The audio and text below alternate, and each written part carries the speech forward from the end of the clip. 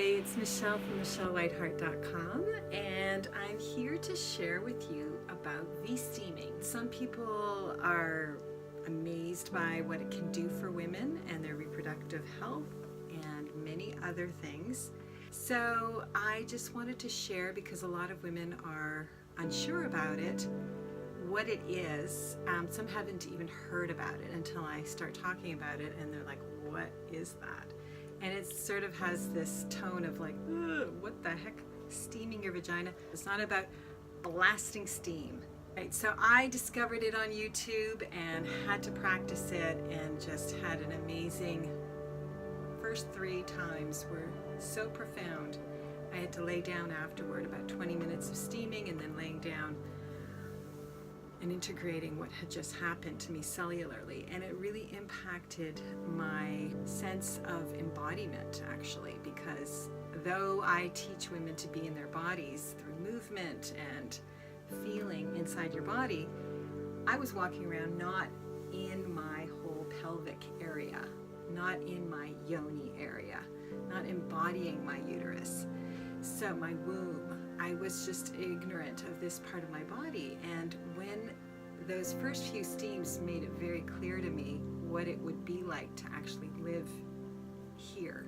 And the reason a lot of us don't live here is trauma. We store a lot of trauma here, whether it's sexual abuse or emotional trauma or physical abuse. We store a lot of the hurt in the yoni area, and women develop all kinds of issues around their pelvis, whether it's the hips getting frozen and then creating imbalances in the structure and affecting the spine. It can shut down the whole sexual area, make you numb, make you have pain, make you have a low libido. There's all kinds of impacts that not being aware of this part of your body and storing trauma and becoming just sort of ignorant. Even if you're having sex, you might feel it then, but the rest of the time you're kind of shut off of this area.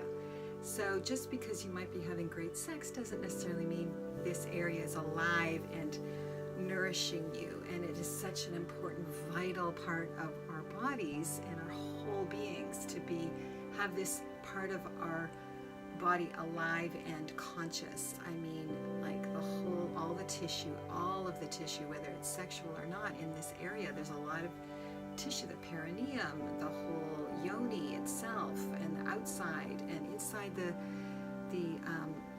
between the thighs, the hip flexor area, and the hip bones, and the tissue all around the hip area. It's the portal to the feminine energy, the creative life force of a woman, connecting to the uterus. Whether you're a mother or not, whether you've had children or never will, this is going to be your sacred power spot.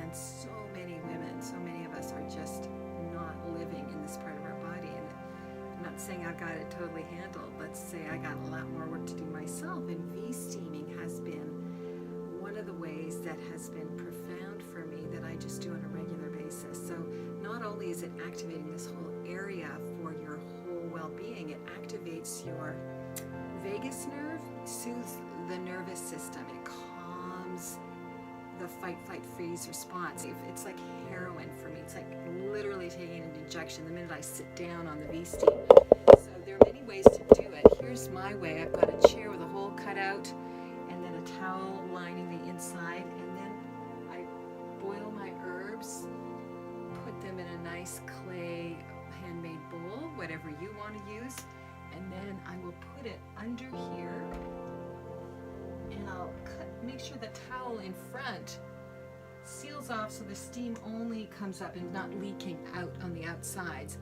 And then, of course, I'll sit on it with, naked to the waist.